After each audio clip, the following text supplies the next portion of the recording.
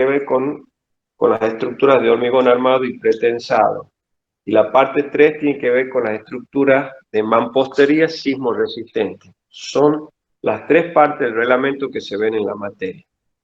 Con respecto a la parte 1, a ver, la primera parte de la materia que tiene que ver con dinámica de sistemas de un grado y dinámica de sistemas de n grado, son las herramientas que se necesitan para poder entender la aplicación del reglamento.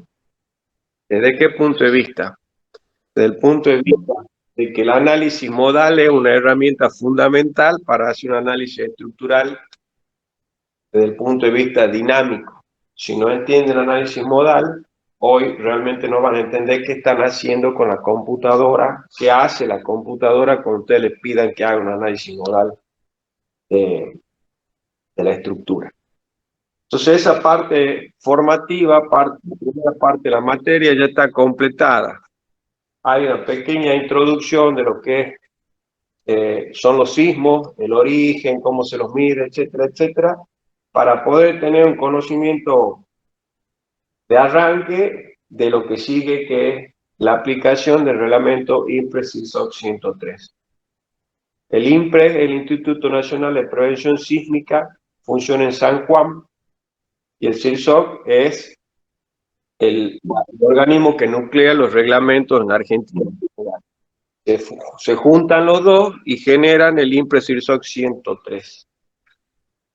El reglamento este es una evolución de varios reglamentos, desde la década del 70, que surgen la CONCAR 70, que es la década del 70, después surge la norma antisísmica argentina NA 80 en la década del 80, y después aparece el primer INPRE-SISOC 103, que es el que se va actualizando cada cierto periodo de tiempo, no es anual la actualización, por ahí se produce por saltos. La última actualización es del 2018, donde se actualizan todos los reglamentos al unísono. Entonces, por ahí quedan desfasados y algunos conceptos que introduce un reglamento se contraponen o no están alineados 100% con lo del otro. Entonces, cuando se actualiza uno, seguramente ya está programada la actualización de la otra parte.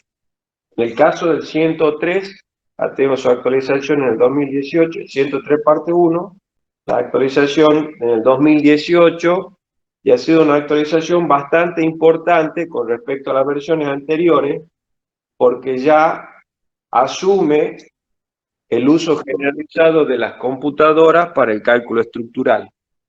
Entonces, ya deja de lado algunas fórmulas que se utilizaban para determinar periodos y ese tipo de cuestiones, porque hoy en día es más trabajoso y a su vez es menos preciso utilizar ese tipo de formulario que utiliza un programa de cálculo que ya tiene demostrada exactitud y hace un análisis más complejo, como sería un análisis modal con respecto al análisis estático, que es mucho más simplificado. Entonces, la última versión, que es la que ustedes tienen que aprender, que es la que está vigente, es la que vamos a utilizar durante el cursado. El reglamento INPRE-SISOC arranca, y yo les recomiendo que lo lean, seguramente lo van a leer ahora durante el cursado, y lo van a leer para estudiarlo, y seguramente la mayoría de ustedes no lo van a leer nunca más. Por eso es importante que ahora lo entiendan y se graben los principios de lo que es el cálculo sismo resistente. Porque hay distintas filosofías en el mundo de distintos objetivos reglamentarios en el mundo. El reglamento nuestro tiene como objetivo primordial preservar la vida, ¿tá? Entonces, si uno construye de acuerdo a los lineamientos reglamentarios, respete la práctica de la ejecución de la obra, los lineamientos reglamentarios, lo que indica el proyectista, y la construye de esa manera, y la acción sísmica que sucede está dentro de lo que reglamentariamente ha sido contemplado en el espectro de diseño, la estructura, si sucede un sismo severo, la estructura no debería colapsar, pero sí debería y podría quedar totalmente inutilizada. O sea, el reglamento no contempla protegerla la estructura desde el punto de vista de su valor económico. Solamente le interesa que esa estructura no colapse y no mate a nadie. Esa es la filosofía del reglamento. Hay otros reglamentos que permiten algunas alternativas que ya están contempladas reglamentariamente, en donde el objetivo, además, digamos, de salvar las vidas, es que el edificio no se dañe, porque tiene contenido irreemplazable, o etcétera, etcétera. En nuestro reglamento no están consideradas todavía esas alternativas de diseño, y el reglamento lo dice específicamente que el objetivo es preservar la vida evitando el colapso de la estructura. Pero la estructura puede quedar completamente inutilizada e inclusive puede ser que la única solución que haya sea demolerla a la estructura. Esa es la filosofía de cálculo de nuestro reglamento. Ahora, la acción sísmica que contempla el reglamento y que la tiene en cuenta a través de los espectros de diseño, ya les voy a comentar de qué se trata los espectros de diseño, son similares, nacen de los espectros de respuesta. El espectro de diseño lo que nos muestra como carga sísmica es una carga última. O sea, no hay que mayorarlo más para llegar a una carga última. No es una carga de servicio, es una carga última. Significa que si ocurre ese sismo, vamos a llegar al estado último de nuestra estructura. Ahora, ¿qué sucede si hay sismos de menores intensidades que la carga última? La carga última es un sismo que tiene pocas probabilidades de que ocurra durante la vida útil de la estructura. Entonces, nosotros diseñando con ese nivel de carga sísmica estamos protegidos probabilísticamente por el nivel de recurrencia de un sismo severo por X cantidad de años, 50 años, 100 años, etcétera, etcétera. Pero normalmente estamos cubiertos porque el sismo es uno severo de muy poca recurrencia en la zona sísmica a la que está asociada ese espectro de diseño. ¿Qué pasa con nuestra estructura que está diseñada para ese sismo último cuando ocurren sismos menos severos? Hablemos de sismos moderados, de mediana intensidad, que tienen muchas probabilidades de que ocurra durante la vida útil de nuestra estructura. Si el sismo no llega a ser severo, pero tiene una intensidad moderada, lo que tiene que suceder con nuestra estructura es que los elementos no estructurales sufran daño, quizá importante. Algunos elementos estructurales se dañen, pero permite una reparación razonable y una recuperación de la estructura sin que llegue ni siquiera a parecer que está dañada la estructura. Sismo moderado, que es muy factible, no van a ocurrir todos los años, pero es muy factible que en los 40, 50 años de vida útil de una estructura ocurran. ¿Y qué Ingeniero, pasa con los? Sí, aún así, si es un sismo moderado, ¿me la puede sacar de servicio la estructura? en principio no. En principio no. Lo que sí te debería sacar de servicio tu estructura es un sismo severo. ¿Tá? Sismo moderado es aquel sismo que después que sucede, si uno recorre la estructura, hay algunos daños estructurales y quizás algunos mecanismos de disipación de energía, en el caso de estructuras de hormigón armado, las articulaciones, las zonas críticas, sufren algún daño que justifiquen una reparación. Pero normalmente no te la podría sacar, no te la debería sacar del servicio a la estructura. Y en el caso de sismos de baja intensidad, que son sismos que ocurren seguramente 1 o 2 veces al año, no debería producirse ningún daño estructural, en elementos estructurales me refiero, y muy poco o ningún daño no estructural. Todo eso de los daños no estructurales va a depender mucho de cómo se construyan cómo se integren las componentes no estructurales a nuestra estructura sismoresistente. Por ejemplo, si uno construye un pórtico de hormigón armado y los vanos de ese pórtico los rellenamos con mampostería, y ese relleno de mampostería, el sistema constructivo, los detalles constructivos, no tienen en cuenta la posible deformación que sufra la estructura por una acción sísmica, la presencia de esa mampostería, primero, está cambiando la rigidez de nuestra estructura si nosotros en el cálculo no tuvimos en cuenta que después ese vano se rellenaba de mampostería. Entonces ya de movida el cálculo no se condice con la práctica. Pero hay forma de construirla dejando juntas de dilatación, juntas constructivas que hacen que esa mampostería no tenga influencia en el comportamiento estructural. ¿Tá? Y todas esas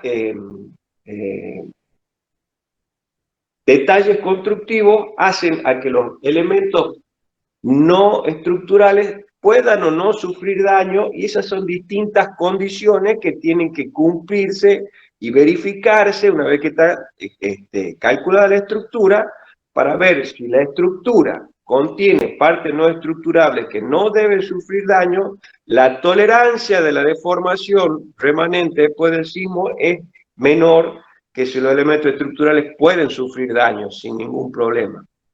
Entonces, esas serían las instancias de los elementos no estructurales. Muchas veces los edificios se protegen de la acción sísmica, no por el hecho del daño que pueda sufrir el edificio, sino por el hecho del daño que puede sufrir su contenido.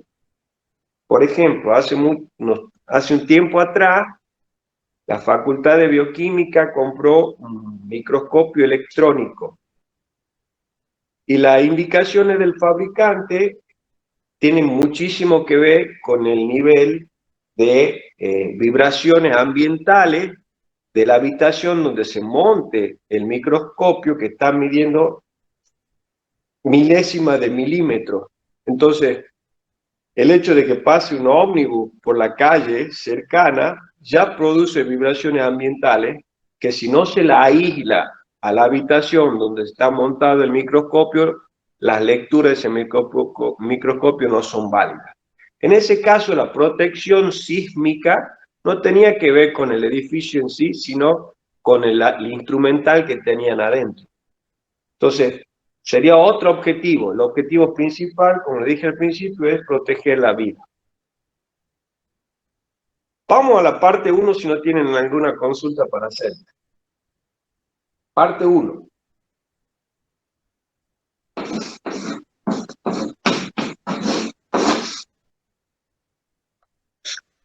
La parte 1 tiene 11 capítulos. El último capítulo tiene que ver con estructuras existentes. Se clasifican las estructuras de acuerdo a lo que haya que hacerle a las estructuras que ya existen para reforzarlas y llevarlas a que sean acordes a la actual reglamentación. La aprobación de nuevas versiones reglamentarias no es automática, porque generan muchas rigideces desde el punto de vista legal. Y los reglamentos son de aplicación obligatoria, por ejemplo, en obras públicas contratadas por el gobierno nacional. ¿Tá?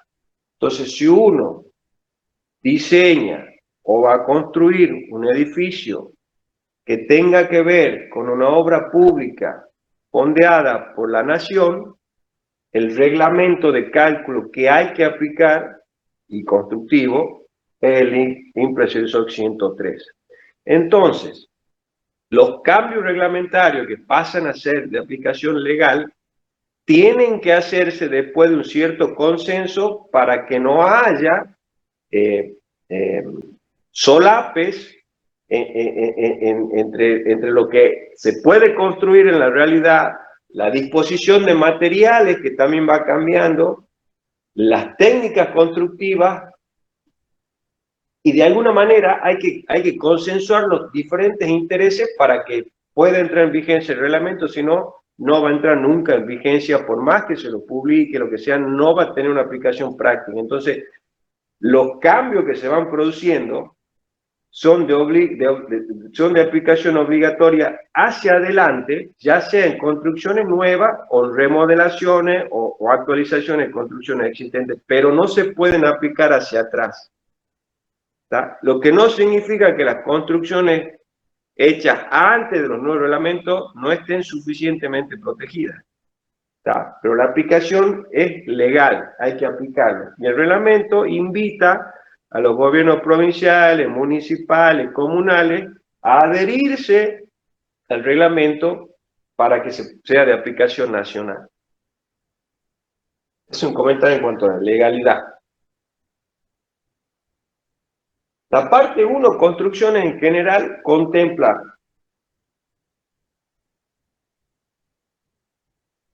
un aspecto, varios aspectos que son fundamentales y globales. Primero, define los 4 grupos de construcciones, de edificaciones, de acuerdo a su destino, y más que nada de acuerdo a su destino, de acuerdo a la importancia que tiene esa construcción, esa edificación, después de que suceda un sismo. Los grupos se clasifican en A0, A, B y C. Esa clasificación, A0 es el grupo que no puede fracasar de ninguna manera cuando ocurre un sismo.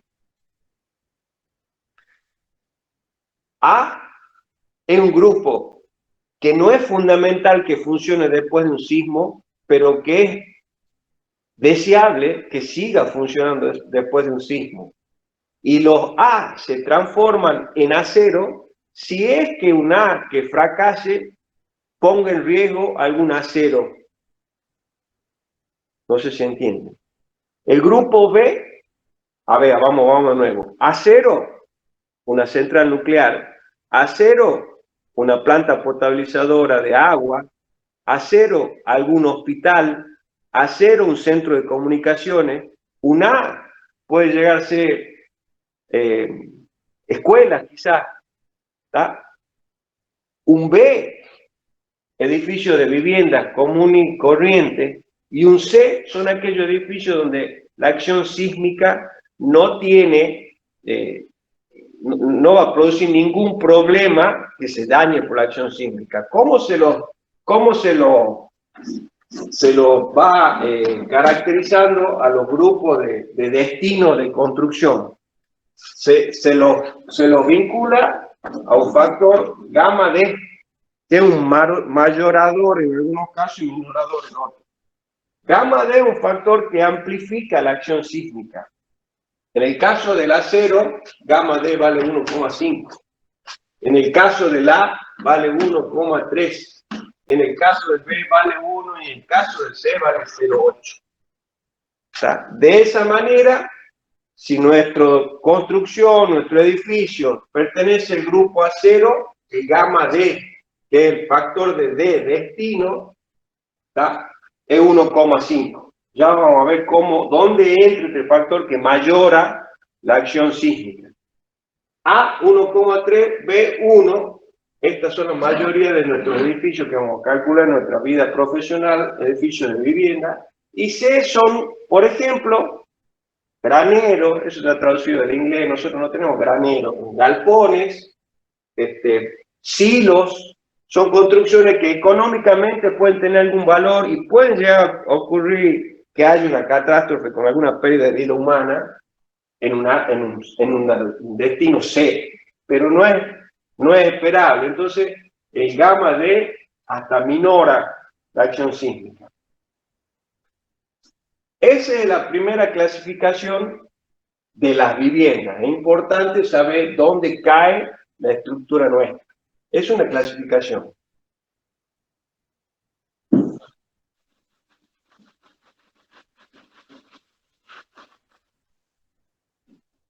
Otra parte fundamental de la parte 1 es que define dentro de la República Argentina las 5 zonas: zona 0, zona 1, zona 2, zona 3, zona 4.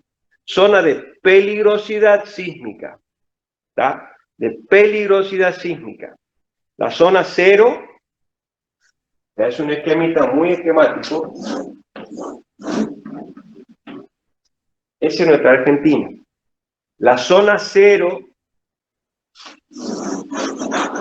está sobre el Atlántico. Zona 0, no hay acción sísmica. No hay un espectro de diseño para zona 0, lo que no significa que no haya que construir respetando los lineamientos de la acción sísmica. Es más, hay que construir cumpliendo esos lineamientos y verificando que la acción del viento que se aplique en este tipo de construcciones sobrepase un cierto valor vinculado a la masa que tiene la estructura. ¿Tá? Es una verificación que se pide en zona 0. Entonces, zona 0 es una zona que no tiene sismo, pero que hay reglamentariamente que tener en cuenta posibles acciones sísmicas. Zona 2, zona 1 a zona 2, son zonas que se van acercando a la cordillera. ¿Tá? Zona 1, zona 2. Zona 3, no es tan así la zona 3. Acá hay un pedacito de zona 3, en Jujuy, en Salta. Le llamemos zona 3 a la que está pegándose a la cordillera. Y zona 4, la zona de Cuyo, donde tiene peligrosidad sísmica elevada.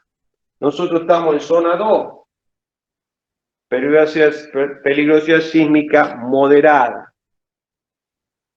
Los espectros, hay espectros para el 1, para el 2, para el 3, para el 4. Los espectros están vinculados a los niveles de peligrosidad de la zona sísmica. Les recomiendo que lo vean al mapita. ¿Por qué les recomiendo? Porque estoy tomando exámenes, bastante, y más allá de que quizá la mayoría de las veces hacemos prácticos en la zona 2, porque estamos en Tucumán, se supone que la mayoría de los estudiantes son en Tucumán, y vamos a hacer cálculos en la zona sísmica 2, es muy bueno saber cómo está dividido el país desde el punto de vista sísmico. Y no puede ignorar un profesional de la ingeniería que la zona 4, Mendoza y San Juan, son la zona sísmica por excelencia. El INPRES su base está en San Juan. ¿Tá? Es más, la CONCAR 70, que el origen de nuestra norma, nace de la reconstrucción de San Juan después del terremoto que destruye la ciudad. Entonces, no es solamente informativo que vean el mapita y vean qué le toca o no le toca, sino que es necesario conocer. ¿Tá?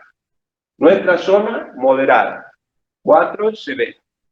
¿A qué se refiere y por qué se define como peligrosidad sísmica? La peligrosidad sísmica es el potencial poder de destrucción que tiene el sismo. ¿Tá? Y el riesgo sísmico se llama convolución la operación que hay que hacer.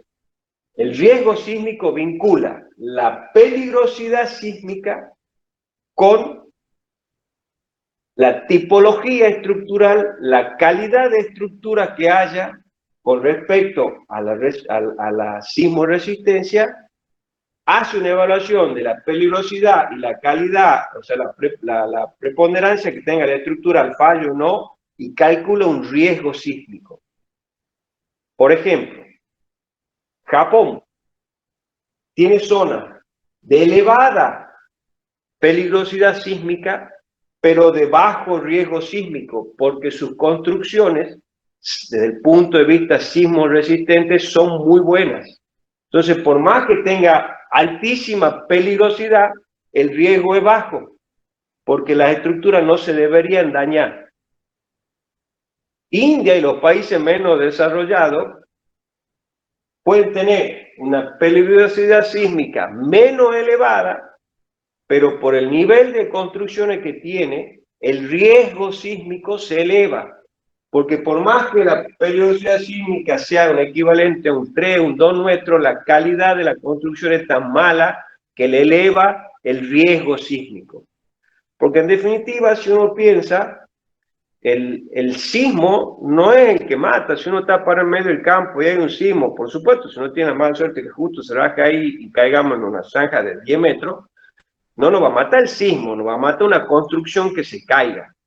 Entonces, si uno está parado en San Juan, en medio de la nada, y hay un mega terremoto, seguramente no nos va a matar. La peligrosidad sísmica es altísima, pero si no estamos bajo algo que se caiga, el riesgo sísmico es cero. Esa es la idea de peligrosidad sísmica. El mapa de la Argentina y lo que nosotros hablamos de peligrosidad sísmica, no de riesgo sísmico ni de potencia, no. La peligrosidad de las zonas, de las regiones en Argentina. Esas son las 5 regiones, no son 4, son 5. 0, 1, 2, 3 y 4. ¿Estamos?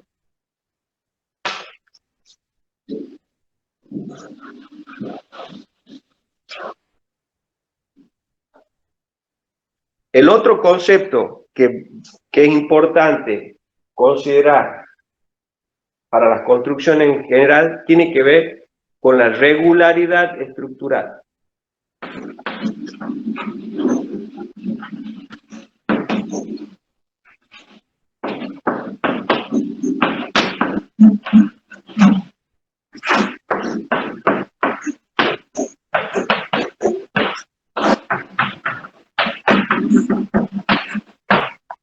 La regularidad estructural desde el punto de vista siempre de acciones sísmicas. En versiones anteriores del reglamento, la palabra regularidad estructural o el concepto de regularidad estructural era cualitativo. O sea, se sugería de que las estructuras sean regulares tanto en planta como en elevación o en altura. ¿Para qué? Para que no existan grandes torsiones. En la nueva versión del reglamento ya no es cualitativo, ya es cuantitativa la evaluación que hay que hacer. Hay una tablita donde uno evalúa la regularidad en planta y otra tablita donde evalúa la regularidad en altura. De acuerdo al nivel de regularidad o de irregularidad que presenta la estructura, se abre el abanico de métodos de cálculo avalados por el reglamento. Rápidamente, ¿qué busca la regularidad en planta? Primero, la simetría o la doble simetría es deseable. Las estructuras que no tienen ejes de simetría comienzan a tener comportamientos dinámicos, caprichosos, difíciles de evaluar con solvencia, sobre todo en versiones anteriores. Por eso, ahora que es más fácil hacer evaluaciones cuantitativas de excentricidad, de presencia de masa, de discontinuidad, de columna, etcétera, etcétera, ya se han animado a poner números. Antes era, se desea que se continúe la columna desde la planta baja hasta la terraza, que no se interrumpa en el medio, que la masa no se concentre en un lugar o en el otro. Ahora ya con la computadora en la mano, uno puede hacer evaluación y sacar números. Entonces, la regularidad estructural, tanto en planta como en altura, son valores deseables. ¿Qué se busca en planta? Y lo que uno busca en planta es que no haya en lo posible que coincida el centro de masa de la planta con el centro de rigidez de la planta, porque la fuerza sísmica va a estar aplicada en el centro de masa y el centro de rigidez, el centro de giro, va a estar aplicado en el centro de rigidez. Cuando no coincidan, van a comenzar a producirse torsiones. Si se producen torsiones, los modos que van a dominar el comportamiento de la estructura no van a ser los modos traslacionales que uno esperaría que pase en un sismo, de ver el edificio que se mueva traslacionalmente. Cuando está muy asimétrico, no hay regularidades, en vez de moverse en alguna dirección predominante, los sismos tienen direcciones de acción predominante, seguramente la estructura va a tratar de seguirla ese movimiento. Si no coincide en eso, va a ser una torsión, y evaluar la torsión del edificio es mucho más compleja y encarece y enrarece el entendimiento de la estructura. Entonces se busca regularidad en planta, que tienen que ver con que de una planta a la otra no cambie la ubicación del centro de masa mucho, necesariamente. Cuando es todo simétrico, igualito de planta baja a la terraza, no hay problema. Pero por ahí van cambiando, yo quiero un monoambiente, yo quiero 3 ambientes, yo quiero una planta libre, y todo eso va generando excentricidades de las masas de piso a piso, y eso va generando torsiones y va enrareciendo el comportamiento de la estructura. Entonces, en planta hay que hacer una serie de verificaciones para ver si estamos con regularidad en planta. Y en altura, algo parecido. Los elementos estructurales sismoresistentes, necesariamente es deseable que arranquen allá abajo en la fundación y lleguen hasta arriba, no se interrumpan, que no haya cambios bruscos de secciones, que tengan una cierta continuidad, que no haya concentraciones de masa en distintos niveles, no en este piso vamos a hacer la pileta, en el otro piso vamos a hacer un salón de fiesta, entonces va a ser todo vidriado, el otro piso lo vamos a llenar de tabique de hormigón, porque ahí vamos a poner las máquinas. Todo ese cambio de rigidez y de destino en altura va generando falta de regularidad. Toda la falta de regularidad que van complicando el comportamiento estructural va obligando al empleo de métodos de cálculo más sofisticados para poderlo analizar al edificio. Hay una tablita, se calculan los numeritos, se verifican los porcentajes que pide cada rengloncito y se califica la estructura regular, poco regular, nada regular. De acuerdo a eso, hay métodos de cálculo que es el siguiente paso. Esto así yo se lo cuento rápidamente. Para aplicar en el práctico lo tienen que ver. Y para rendir la materia, más todavía, repito, en los exámenes que estoy tomando últimamente, pareciera ser que no interesan los valores de las cosas. Lamentablemente sí interesan los valores de las cosas, ¿no? Pero yo les cuento que hay una tablita, no le ven tranquila, la tablita la tienen ahí, la van a usar en el práctico, pero la tablita es una tablita completista, no es esto. Esto lo da el ingeniero Ramallo. Ustedes como vayan a rendir y para su vida profesional, apréndanla a la tablita que viene acá y a la tablita que viene acá.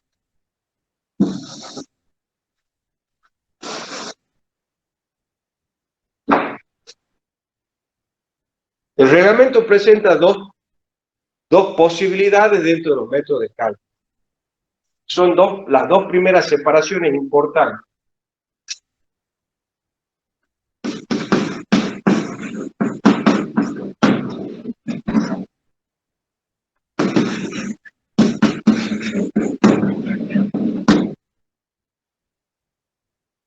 Agrupa los métodos en métodos estáticos y en métodos dinámicos, ¿verdad? Hoy, por la evaluación del reglamento, no queda del todo claro en la primera lectura por qué se llama método estático. Sí queda claro cuáles son los métodos dinámicos. Dentro de los métodos estáticos, clasifica dos.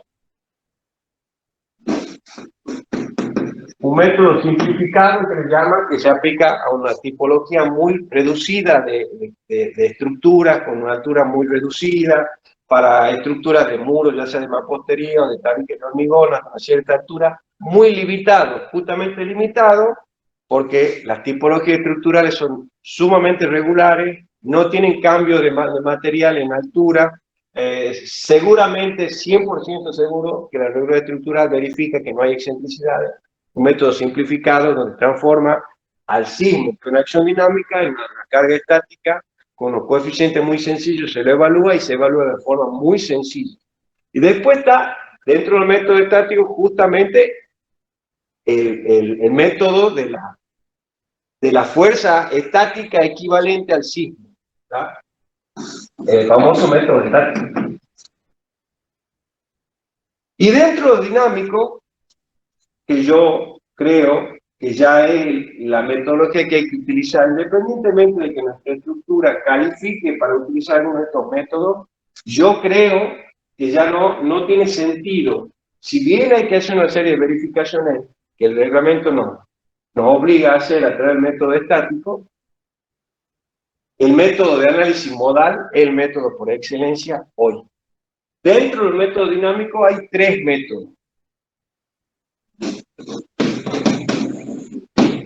2 tienen que ver con análisis modal, por eso es tan importante entender análisis modal. Se hace un análisis modal de la estructura, se obtienen modos y frecuencias, factores de participación modal, etcétera, etcétera. Todo eso lo hace la computadora dirigida por ustedes. Y una vez que tienen análisis modal, hay 2 formas de utilizar el análisis modal. Espectral o paso a paso. ¿Está? Esta parte del análisis modal es común a los 2. Se puede hacer un análisis modal utilizando el espectro de diseño o se puede hacer un análisis modal utilizando sismos, acelerogramas, que ya les comenté cómo se lo calcula con el acelerómetro, el sismógrafo tuneado para medir aceleración. Y el tercer método, que no lo dice, pero lo deja traducir en el medio, es integración directa. Cuando las ecuaciones del movimiento no se pueden desacoplar a través del análisis modal, la única solución que nos queda es la integración directa de las n ecuaciones que están todas acopladas. Esa es la separación de la metodología aprobada, orientada por el reglamento. Una parte que tiene que ver con métodos estáticos y una parte que tiene que ver con métodos dinámicos. ¿Alguna pregunta? Ninguna. No, ingeniero. Vamos ahora rápidamente a lo que es la acción sísmica, los espectros de diseño.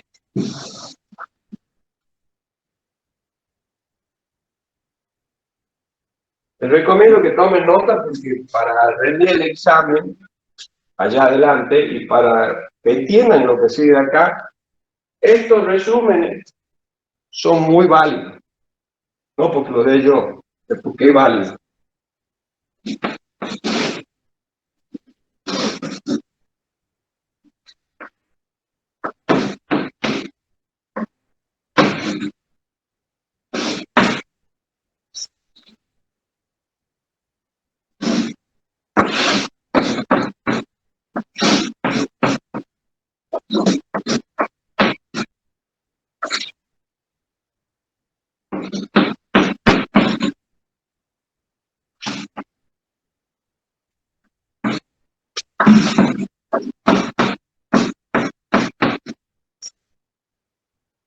Los espectros de diseño que están en el reglamento tienen esta forma. C sub A, C sub B, T1, T2 y T3 son parámetros que se utilizan para definir el espectro de diseño que corresponde a las 4 zonas sísmicas, 1, 2, 3 y 4. Este es un espectro de diseño elástico, lineal. ¿Tá? No sirve si nosotros queremos calcular una estructura que va a tener un comportamiento plástico. Esto es elástico lineal. Nosotros ingresamos con nuestra frecuencia, nuestro periodo natural, a donde intersecta la curva, sacamos la pseudoaceleración que nos corresponde utilizar para el cálculo sísmico. Este espectro, ¿de qué depende? ¿De qué depende? CA, CB, T1, T2, T3, de la zona sísmica. Y también depende del tipo de suelo o del sitio de emplazamiento de la estructura. Esa es también otra cosa nueva de nuestro reglamento, de nuestra nueva versión. Ya no habla del tipo del suelo, sino del sitio, y habla de profundidad de estrato, saca un promedio, el número de golpes, para poder caracterizar el sitio. Nosotros vamos a seguir hablando de suelo. El reglamento habla de sitio. Entonces, estos parámetros dependen de la zona sísmica, 1, 2, 3 o 4, del tipo de suelo. También tiene 3 tipos de suelo, si bien son 6, pero el 1, el 2 y el 3 están separados en divisiones, en subdivisiones internas. Y están hechos para el 5% de amortiguamiento. ¿Tá? Esto está hecho para el 5% de amortiguamiento. Si uno tiene un valor diferente al 5%, este espectro se ajusta con un factor F sub A, ¿tá? Que es función del amortiguamiento que tengamos. ¿Tá? En general, si uno tiene un amortiguamiento mayor al 5%, el espectro va a estar por debajo. Si tiene un amortiguamiento menor al 5%, el espectro va a estar por arriba. Comentario general.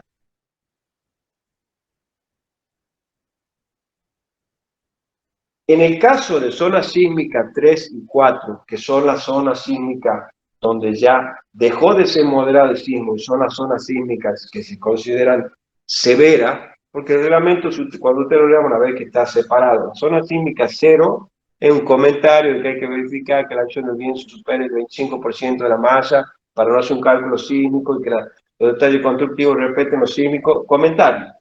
Pero después engloba 2 macroregiones. Zona 1 y 2 y zona 3, 4. La zona 3, 4 hay 2 parámetros que se utilizan, aparte de C sub A, C sub B, T1, y T3, hay 2 parámetros que tienen que ver, se llaman NA y NB, que esos definen, este vale 1 siempre, los dejo picando, los dejo en 1, la próxima versión lo cambiarán, y este vale 1,2. Eso multiplican C sub A, C sub B y lo hacen mayor A. En el caso, zona sísmica 3 y 4, en el cual el edificio que nosotros vamos a calcular está cerca a la falla de origen de los sismos. ¿Tá? ¿Por qué se utiliza este factor de mayoración del sismo cuando estamos cerca de la falla? Y porque los sismos en general, y obviamente en Argentina sucede así, cuando uno está cerca de la falla, no solo es que el sismo no se amortigua porque está más cerca, viaja menos la onda, llega más fuerte la onda, sino que aparte el sismo tiene un comportamiento diferente, tiene un carácter diferente. Normalmente los sismos registrados cerca de la falla son del tipo impulsivo, donde hay un gran primer pico, primer despegue del sismo y después ya se amortigua. Domina el primer instante, sismo impulsivo. Y a la distancia ya no son sismos impulsivos, son sismos donde tienen un carácter más normal, no se identifica una gran primera onda. Entonces, cuando estamos cerca de la falla, necesitamos utilizar en zonas 3 y 4 ese factor de amplificación de los factores. Es un comentario para que enriquece el tema de cómo sucede la acción sísmica. Uno ingresa a tabla, otra tabla, que les recomiendo que la vean, les recomiendo que carguen en el Excel, lo dibujen y vean dónde queda el de zona 4, dónde queda el de zona 1, comparen, esto tiene un G, esto tiene 2,5 de G, para que sepan cuán severo es la 4 con respecto a la 2, a la 1. Les recomiendo que lo grafiquen y se van a sorprender qué distintos que son. Esta es la acción sísmica, no hay otra. Necesitamos conocer el periodo, ya sea de nuestro modo o de nuestra estructura en general, el periodo fundamental, y de esta manera sacamos la acción sísmica. Pseudoaceleración como porcentaje de la gravedad. ¿Tá? Esta es la acción sísmica.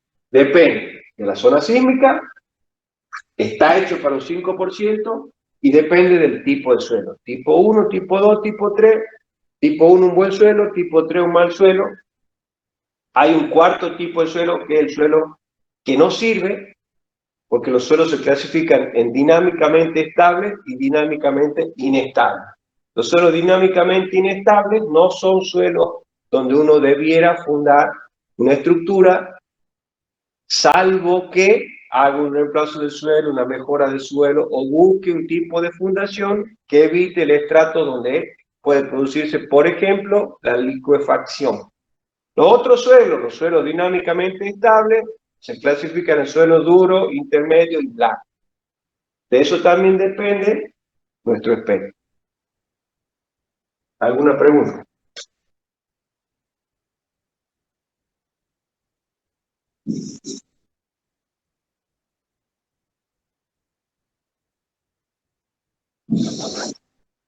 ¿Alguna pregunta? Nada. Bien. Rápidamente el método estático. Yo tengo que retirarme a tomar examen. Rápidamente el método estático. El método estático, ¿en qué consiste? El método estático va a transformar la acción sísmica en una fuerza estática equivalente a la acción sísmica. ¿Ah? Entonces, en el método estático, nosotros necesitamos determinar lo que se llama corte basal, B sub 0. Ese corte basal, que el corte que me va a producir el sismo en la base de mi edificación, de mi construcción, es igual a un coeficiente sísmico por el peso total de la estructura. ¿Está? Esta es la fuerza estática equivalente que sale del método estático.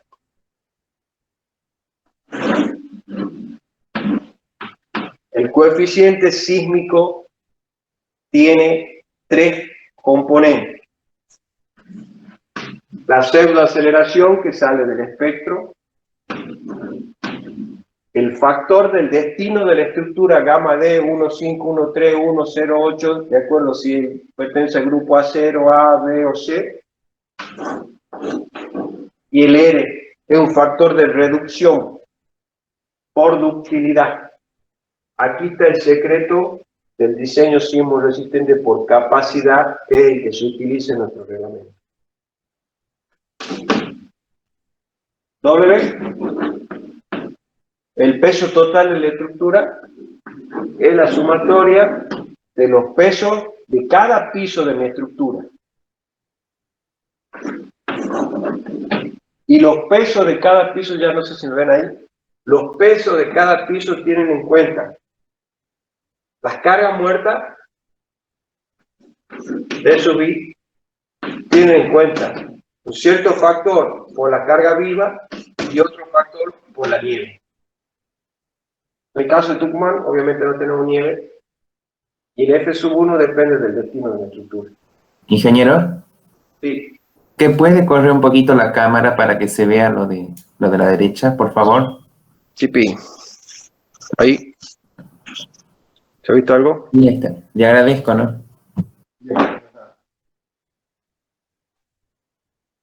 Con respecto a S sub A, para el método estático,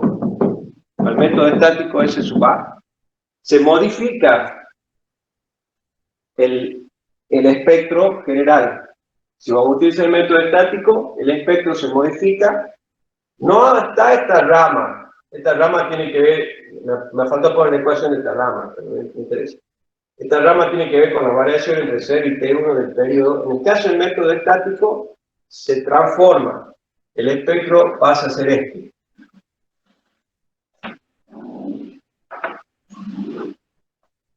Es el que está en azul, el espectro que se utiliza para el método estático. Entonces, S sub A, ¿cómo se calcula S sub A? Se ingresa con el T sub 0. En este caso es T sub 0, no es ni T1, ni T2, ni T3, T sub 0, el periodo fundamental de mi estructura. Intersecto la curva y saco el S sub A. El S sub A que corresponde. Si mi T0 está acá, sale de ahí el S sub A. Y así calculo S sub A. El método estático, en forma muy sucinta, es este. tiene una serie de limitaciones, porque es un método muy simplificado. ¿Por qué simplificado? Porque el método estático exige la máxima regularidad estructural tanto en planta como en elevación. ¿Por qué necesita de esa exigencia? Porque el método estático está pensado para aquellos edificios, principalmente en altura, son los que mayormente estamos viendo nosotros, en el cual domina de forma indiscutible el primer modo. El primer modo, no sé dónde quedó la pantalla, pero voy a volver el espectro.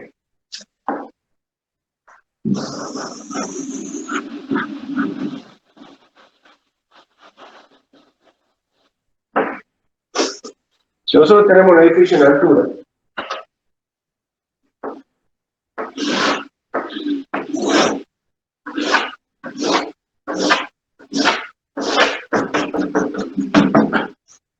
un edificio en altura que nos permite hablar de que todas las posibles incógnitas dinámicas las terminamos concentrando en desplazamientos horizontales de los pisos, ¿tá?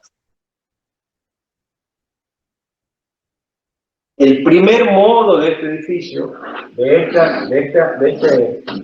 esta tipología estructural de masas concentradas, recuerden que vamos a concentrar una masa aquí, vamos a concentrar una masa aquí, vamos a concentrar otra masa, que son por lo general, por la regularidad estructural de masa, de estructura, de todo, van a ser, si no iguales, casi iguales todas estas, salvo la terraza, porque tiene menos masa concentrada la terraza, pero las otras seguramente van a ser todas iguales. El primer modo va a ser sumamente dominante. El primer modo, si lo queremos dibujar rápidamente, es una cosa así. Está bien, en realidad si lo dibujamos bien, esto viene así y así, pero no interesa. Es como un desplazamiento triangular de las masas. Todas se van a ir para para el mismo lado, todas van a volver para el otro lado. Entonces, este va a ser un modo dominante, va a ser el modo fundamental de mi estructura. El modo fundamental. No es el modo 1, es el modo fundamental. Está planteado el método así, considerando una distribución triangular de esta deformación.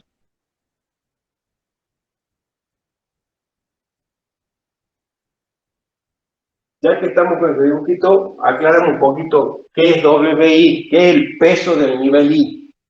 El peso del nivel I, creo que ya se lo dije en alguna clase anterior, el peso del nivel I lo compone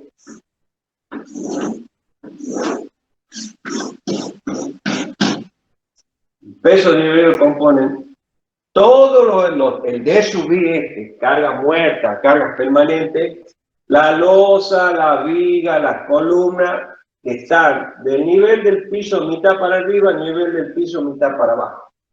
De esa manera se compone el D sub I. ¿Tá? La parte de la carga L, la carga viva, depende del destino. ¿Tá? El F, es un factor de simultaneidad. ¿Qué significa ese factor de simultaneidad? Ese representa la probabilidad de que en el momento de que ocurra la acción sísmica, las cargas de uso, las cargas vivas, las que pueden estar o no estar, estén o no estén.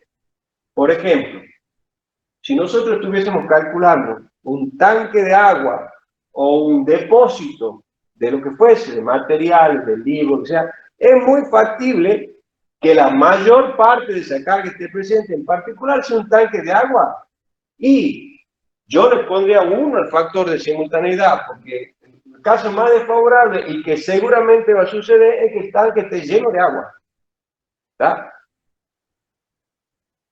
El caso opuesto es un edificio de viviendas, donde normalmente se utiliza un 25% de la carga viva. Porque la verdad que no está al 100% lleno siempre el edificio, etcétera, etcétera. Son factores probabilísticos que tienen en cuenta la probabilidad de que la carga viva esté presente cuando sucede el sismo. Y el otro es un factor similar asociado a la nieve. En el caso nuestro no tenemos nieve, pero el resto me parece que tiene nieve y hay que tenerlo en cuenta. De esa manera, uno calcula el W1, el peso del piso 1, el W2, el WI, hasta el WI. Suma de 1, 2 y N, me da el peso total de la estructura, que es el que me da el corte basal cuando yo tenga el coeficiente sísmico. Este corte B0 es corte basal, acá abajo. B0. Va a tener un cierto tamaño cuando yo sepa cuánto vale C, cuánto vale W. Ahora, ese corte B0 yo lo tengo que distribuir en altura para hacer la fuerza estática equivalente a cada nivel que sumadas me den el corte B0. ¿Cómo se distribuye en altura? Se distribuye en base a la altura que tiene cada piso, cada una de estas masas, con respecto al nivel basal. La masa 1, si este es mi nivel basal, la H1 es esta. Si este es mi nivel basal, la H2 es esta. Y así hasta la HN. ¿Está? H. Nivel basal, centro de masa. Nivel basal, centro de masa. Nivel basal, centro de masa. ¿Cómo distribuyo el B0 en la altura vinculado de esta manera? La fuerza sísmica equivalente del piso I es igual al WI por HI dividido en la sumatoria desde 1 hasta N, desde WJ por lo HJ por BC. ¿Está? Desde 1 hasta N esto me va a dar 1, obviamente. ¿Está? Desde 1 hasta N me va a dar 1. Entonces, la sumatoria de todos los F me va a dar BC. Usando esta formulita, yo voy a tener un Fn acá, un Fn-1 acá, puede tener un Fi acá, y así un F2, un F1. ¿Está? El corte basal, si uno quiere calcular el corte, ¿cómo se dibujaría el diagrama de corte? Fn, Fn-1, F sub I, y así, BC. Acá estaría F1 y acá estaría F2, BC. Este es el diagrama de corte de la fuerza Fn estáticas equivalente a la acción sísmica. ¿Alguna pregunta?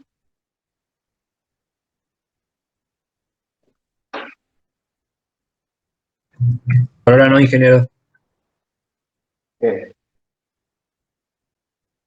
Hay una observación en el reglamento donde cuando nuestra estructura tiene un periodo que supera tantas veces el periodo 2, esta distribución cambia.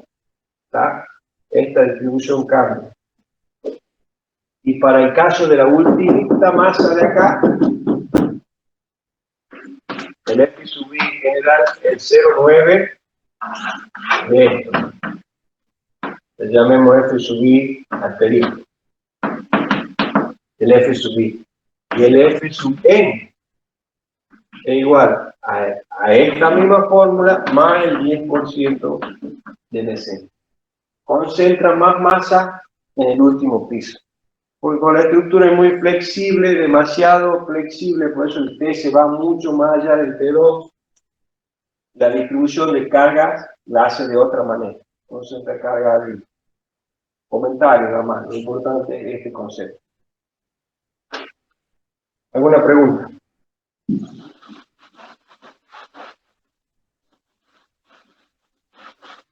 No, ingeniero.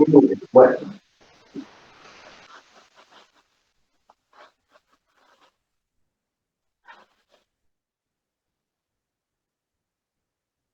Para obtener ese subyugato yo le dije que necesitaban el periodo fundamental T sub 0. El periodo fundamental T sub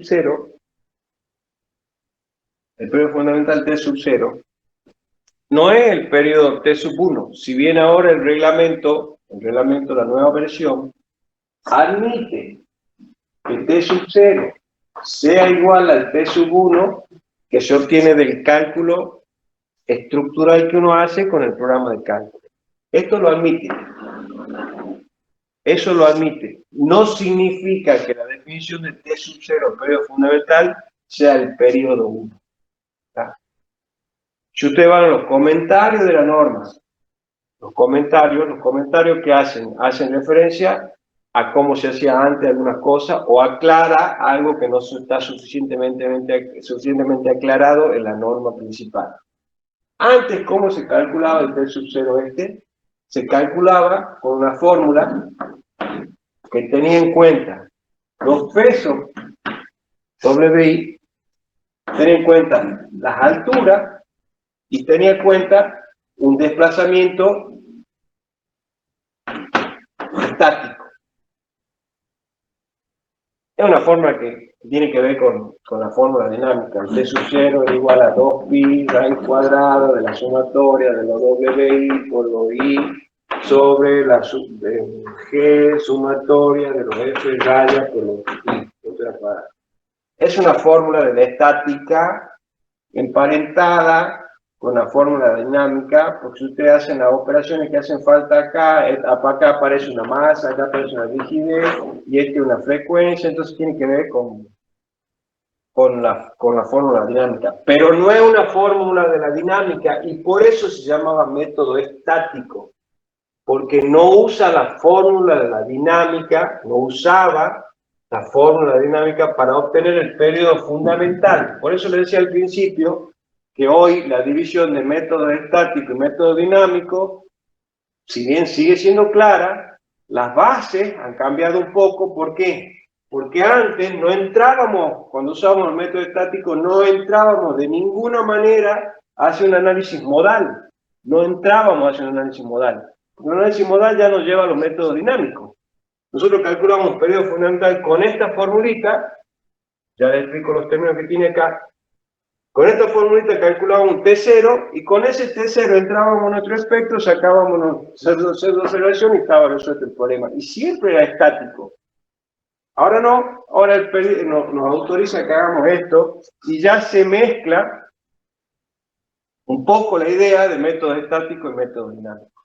Porque la respuesta de por qué un método estático no es porque estoy usando fuerzas estáticas equivalentes, no. La respuesta no es esa, la respuesta correcta es porque no utilizo la dinámica para calcular ninguno de otros parámetros. Uso siempre fórmulas emparentadas con la dinámica, pero no la dinámica. ¿Te queda claro o no? Hoy no tiene sentido práctico utilizar esta fórmula. Por eso el reglamento ya no despide, antes era una obligación utilizarla, ya se puede utilizar esta variedad. Porque el reglamento ya entiende que los calculistas utilizan un programa de cálculo y obtienen un análisis modal casi sin ningún esfuerzo extra. Entonces no tiene sentido que tengan que ponerse a calcular esta fórmula cuando ya el análisis modal ya entendido. Esa es la respuesta sencilla. Se lo digo esto desde el punto de vista académico. El U sub I que figura acá, que está en la formulita de ahí, es un desplazamiento estático producido por las fuerzas raya, esta FI raya. La FI raya son la misma fórmula que le puse recién. WI, HI sobre la sumatoria de los WJ por HJ. No va el B0. Obviamente no va el B0 porque no sé cuánto vale B0. Entonces estoy calculando F raya, que no tiene ningún valor. Esto da una fracción. 0,10, 0,25, lo que dé. Sumadas todas me va a dar 1. Cuando yo calcule estos F, yo voy a mi estructura, lo cargo con los F raya N, F raya I, F raya 1, cargo mi estructura, son fuerzas estáticas, con ese valor, y me da una deformada, cualquier deformada, acá tengo el UN, acá tengo el UN1, acá tengo el U1. Con estos U, que los tengo que sacar de mi programa de cálculo, vengo a la fórmula, multiplico cada F por cada U, después multiplico cada peso por cada U al cuadrado y saco un periodo. Es un trabajo de locos si nosotros ya tenemos la computadora esto. Pero antes se hacía así. ¿Tá? Antes se hacía así. En los comentarios sigue estando presente esta forma. En la práctica esto es suficiente. Pero que les quede claro, periodo fundamental no es conceptualmente el periodo del primer modo. ¿Está claro?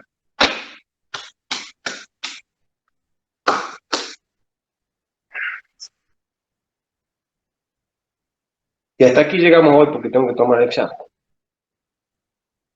¿Alguna preguntita? Mañana siguen con el ingeniero Arauz. Ninguna. No escucho. Ninguna. Ok.